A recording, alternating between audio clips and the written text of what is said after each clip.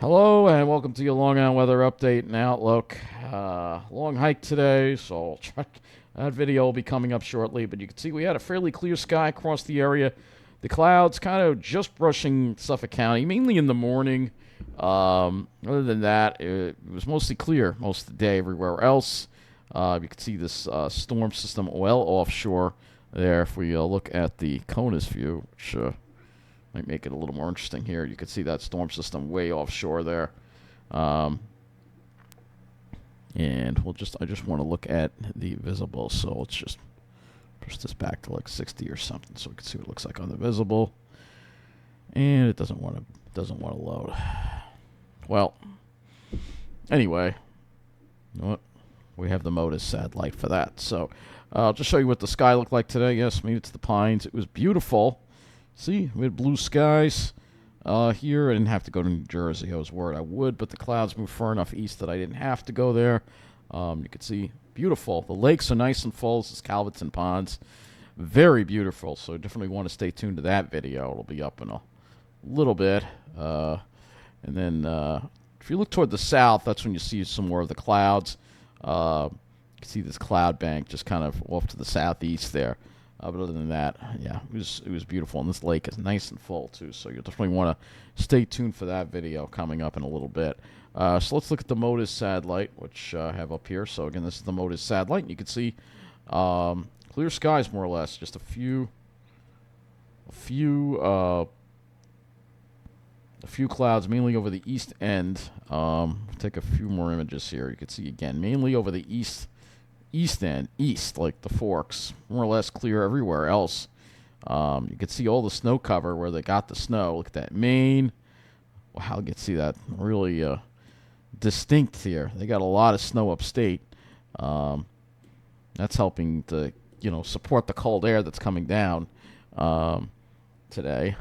Today was nice and chilly, so that's good. So before we go on, we're going to actually talk about the storm from yesterday. And they're still dealing with a lot of power outages in Maine, as you see here. So Maine still dealing with a lot of power outages in Maine here. They were hit pretty hard.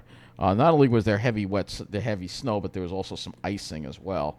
Believe it or not, there was ice as well in some of these areas too. We're going to look at the storm reports for our area, though. From the last storm, you could see there was flooding reported in Westchester. A lot of flooding reported in Westchester. Staten Island Railway was suspended due to flooding as well. And again, this is all from yesterday.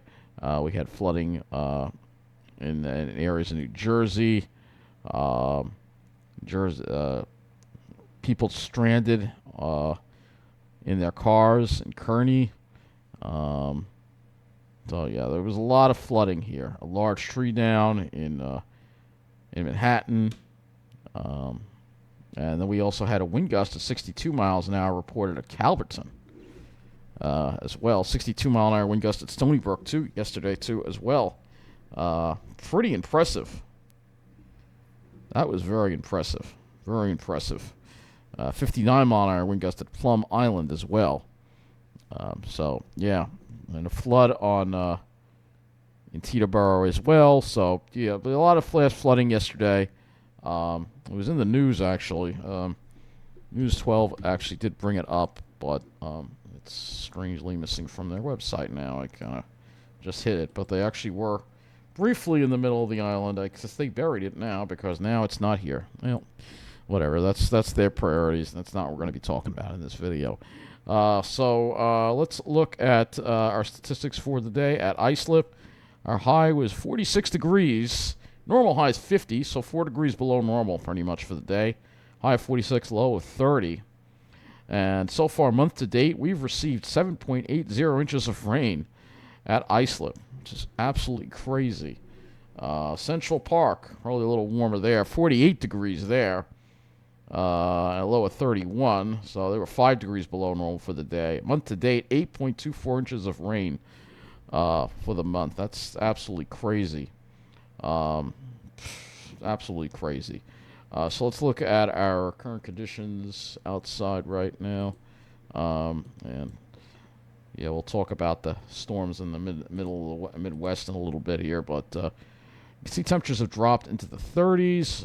No radiational cooling being reported so far, mainly upper 30s um, across the area. So you can see, look at islip there, 39, 21, northeast wind at 10. At least the winds are still showing thin scattered, interestingly enough, on the observation there, but it was mostly clear for the most part. So, see, temperatures got into the 40s. You can see it was a little bit breezy at times, gusts up to 25 miles an hour. So you can see that right there. Now, I'm going to try again for that satellite image if we can do that. I'm going to try again for that satellite image offshore. I just want to get during the day. I just want to see it during the day. So this is this developing storm system offshore, which again looks pretty interesting. You could see, again, it's kind of just stalled out, so we're getting some of the moisture that's flung up into it. That's what some of that cirrus was from over the east end.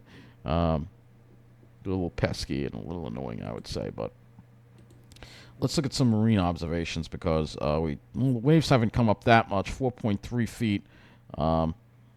But we do have small craft advisories in effect as well due to this easterly flow that we have, with the storm offshore, and then the strong high to the north, putting the pressure gradient in. So let's look at the high temperatures for the day.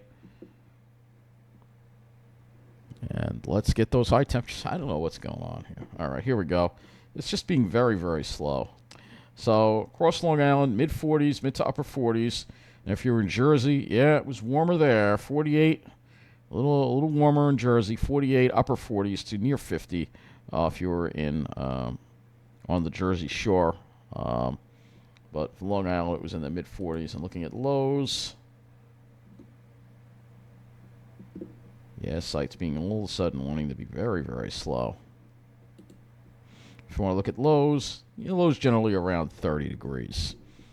So looking at the weather map, you see we got this high pressure offshore, wedge down the northeast, low pressure offshore, big storm in the Midwest with the snow there showing up. In fact, I didn't mean to close that out because we have to go back to that weather and hazards map. So you'll see here for the Midwest, we've got blizzard warnings in effect for areas like Nebraska into South Dakota.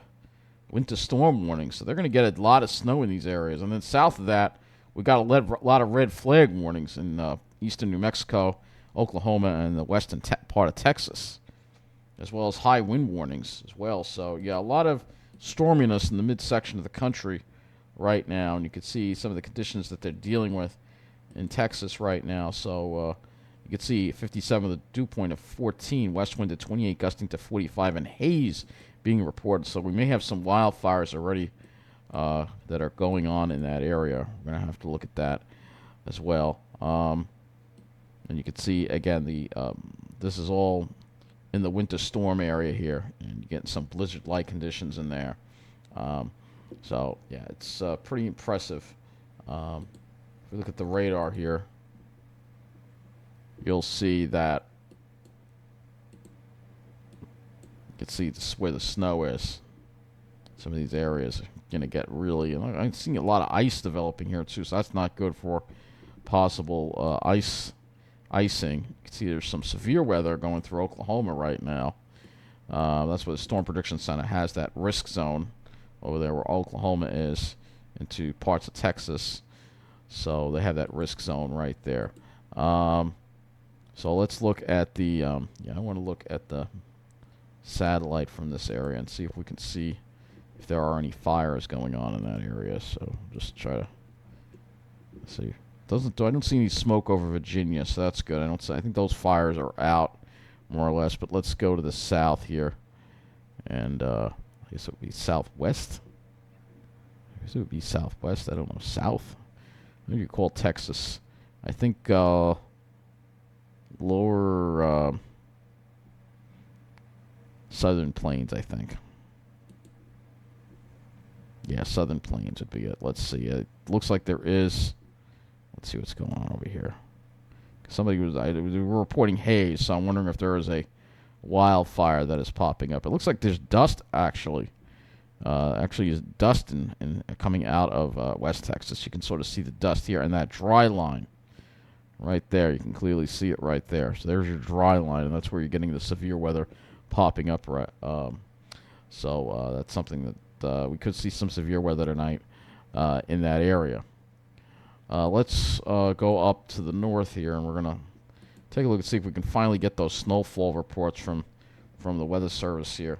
See if they actually are. Right, here's a little map of snowfall. So here you go. Of course, they put it on their Facebook, but you can see, yep, North Albany there, they got pounded. Almost 2 feet of snow there. So that's a lot of snow right there. A lot of heavy snow right there. They definitely got pounded up there. That's very remarkable. Let's see if we can get a similar map off the... All right, so here's what happened in Maine. Oh, man, yeah, 2 feet of snow in certain areas. Coastal areas didn't get that much, but you go inland, boy, they got pounded. Pounded. I mean, that's a lot. That's the heaviest snowfall of all this season. So pretty much this was their heaviest snowfall. They've been getting gypped with snow, and they finally get a decent amount of snow now. Go figure.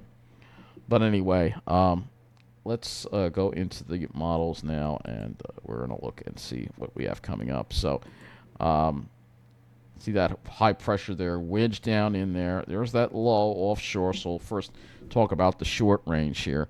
And you'll see that low kind of just spinning around there, kind of stuck underneath that high. And it's most of the clouds should stay to the east, and will be dry through Tuesday, and then Wednesday. Maybe a slight chance, and then we have a better chance of rain on Thursday. That would be our next chance before it dries out again by the weekend. And then going forward, you'll see next weekend should be mostly dry. It's trying to show a little weak disturbance there for Easter Sunday. And then it shows a couple more disturbances. Going to April, though, it still kind of stays. You see that trophy look. In this. So now we'll go and look at the jet stream and the upper air patterns and show you that we are in a cooler pattern. So you'll see going into this week, all right, there's a trough in the west, but then it moves off to the east. Look at what the jet stream does there. That is really strange what it does over Greenland. But you see there's troughing in the east, and so there's no really big ridges in the east.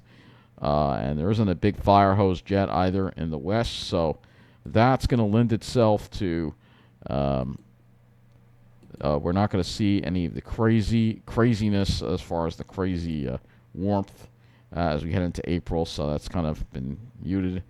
Let's look at the European AI. All right. Oh, the AI doesn't do that. Okay. Just the regular European. All right. That means I got to go back to the other thing. All right. So I'm sure the European is similar. European's a little more robust with that low, it looks like, for Thursday into Friday. But there's a trough behind that. So generally speaking, we have troughiness in the east. So here's the European. You see, there's your coastal storm right there. It's kind of stuck offshore. We got the ridging over the northeast. There's a trough in the west. And then we have to watch for, again, this system for Thursday be our next weather maker as far as precipitation goes. And you can see troughing in the east continues. Though, again, there's no real, it's not going to be any bitterly cold air, but it's generally going to keep things from getting too above normal. Let's look at the GFS here. Similar deal. So we don't see a huge ridge developing, which means we're not going to see any crazy warmth. So if we go to the temperature anomaly chart here, which we'll go and look at right now. So as we go into tomorrow, closer to normal, probably still a little bit below normal. Still below normal on Tuesday. You can see another shot of cold air coming into the Midwest there. Gets above normal for Thursday just briefly, but then it goes back to below normal again, warms up again. And then another shot of cool air right around April 4th looks like comes down. So we're still seeing these cool air masses coming down. We're seeing more of that than we've seen all winter because that Pacific jet is finally broken down, and we're finally seeing. We're also finally seeing the polar vortex weaken, so that also helps. So I don't really see any crazy warmth in our future. We'll have a few above normal days, but I just don't see it. So let's go to the European surface. I'm going to go to the AI. This is the AI run, actually, of the European, which again shows that there will be cooler temperatures coming in. So there are a few warm-ups here and there, but nothing crazy. So let's go look at the surface on the AI European run. All right, so there's that storm offshore, that high pressure wedges in. And again, Thursday would be our next chance of precipitation. Then it dries out by Friday, and the weekend should be mostly okay. All right, so now we got all that out of the way. Let's look at the HRRR. Let's see, we should have the 0Z run in the HRRR now. And go ahead and look at that. There's that offshore storm, which you can't see. Again, it looks like it's got tropical characteristics, but you see what we have going on. We have this prolonged easterly fetch, and that's going to cause some coastal flooding issues, especially as we head into tomorrow with that storm offshore and whatnot. So, but it does stay dry. We're staying dry right through Tuesday. It looks like right now, according to the HRRR. Well, let's look at the dew points and wind flow. All right, so we got the northeast winds, the northeast. They come a little more easterly tomorrow, I think. I mean, almost east northeasterly. That might bring in some more cloud cover for tomorrow, and then Tuesday we'll definitely have more cloud cover. We're still staying in that easterly flow though, so it'll keep temperatures cool, keep it from warming up too much. Tonight, I mean, we have the wind, so I don't think we're going to see radiational cooling. Lows around the freezing mark, I think. And then for tomorrow, cooler on Long Island, probably mid-40s. The more west into New Jersey you go, maybe you're more likely to see 50s, but still a little bit below normal. Similar deal tomorrow night, lows around 32. And then Tuesday, staying cool as well. Temperatures only in the mid-40s as well. I don't have a problem with this at all, right? So the hard to forecast part of it, obviously, is the sky. That's going to be the hard to forecast part of things. So we can take a few soundings here. I'll go to 17Z, put it over Long Island, and you'll see it probably is showing some cloud. Let's see what we got. Yeah, it's got some cloud upper level moisture. If we put it over New Jersey, yeah, the lines are pretty far apart. So that's something to keep in mind, though. We'll just do this again. I'll put it over here. Yeah, they're pretty far apart, so it looks like less clouds over New Jersey tomorrow. Maybe more clouds over Long Island, perhaps, though. With that easterly flow, we can have a tendency to see some of maybe stratocumulus maybe come in a little bit. And then for Tuesday, obviously, we'll have more clouds. So let's look at the skies. Actually, I want to go to the GFS next, and we'll look at our air masses as we get through this week. So you can see the northeast wind there. The winds drop off as we get toward Wednesday. They become light, but we don't really get a southerly flow. You see, by Thursday we had north wind, and then by Friday we're back into a northwest flow again for the weekend. So that's not going to allow things to warm up too much with that type of setup. All right, I'm tired. I did a long night today, but Tuesday, maybe it warms up. Wednesday, it warms up a little bit, but you don't really see any crazy warmth here. Temperatures, maybe Saturday it warms up a little bit more. Maybe on the weekend we see a little more warmth, but nothing crazy. Nothing crazy right through the end of the month. So we'll go look at the skies now on the sky models here. This is the GFS, the regular GFS. It shows clouds sitting over Long Island, not so much over New Jersey, though, again, with that easterly wind. Don't underestimate that easterly wind tendency to bring the clouds in maybe a little bit further to the west. Tuesday, definitely see more in the way of clouds, and then we'll be dealing with clouds Tuesday, Wednesday, Thursday probably, but maybe by Friday and the weekend we can clear it out a little bit. This is the regular GFS model. So let's go to the RGM model. Usually that's my favorite cloud model to use. So let's go to that one. So here's the RGM model, and it shows a few clouds over Long Island, and it kind of dissipates. And then as we get toward Tuesday, that's when we'll see a lot more in the way of clouds, I think. That's when we'll get into the clouds more for Tuesday, though I don't think we'll see any precipitation. NAM, we got the NAM is Jersey, NAM is Bailey here. So let's look at the other one. So it shows, again, some clouds over Long Island, but less over New Jersey. And then you can see it kind of coming in on us on Tuesday. We'll have definitely more clouds that day, though. Again, as far as precipitation goes, I don't think we're going to see much until we get toward maybe later Wednesday into Thursday. And even then, it's not really, you can see it's not a whole lot here. With that, let's visualize this storm here offshore again. This offshore storm that's causing the winds, and we're going to use Ventus Sky here. And look at this. It almost looks tropical. It almost does. This is a hell of a storm here. And it's actually going to intensify, I think, a little bit as we head into tomorrow. It also retrogrades a little further west, but you can see some of the really strong winds around it. I would love to get some of those buoy readings closer to the storm. I'm going to have to look for that. But see, it will remain breezy tomorrow. We're still going to have breezy conditions. Breezy, so the winds will be up. We have that easterly flow kind of going up against the shoreline, and that's the thing that we've got to worry about for waves. And this is the HRRR model. Let's put this to the GFS model. So this kind of shows, again, this storm. Again, look at it. It just looks tropical in nature, and I mean, some of these winds are really impressive around this thing. So really, it's got some kind of hybrid characteristics, but of course, everybody is ignoring that fact because it's an inconvenient truth. Let's go to windy.com. I'll use the other model for the seas because, again, we're going to have... you can do this too as well and visualize the winds around this thing. You can see the winds are going to... If you're on the shore, you're going to have to deal with some stronger winds here.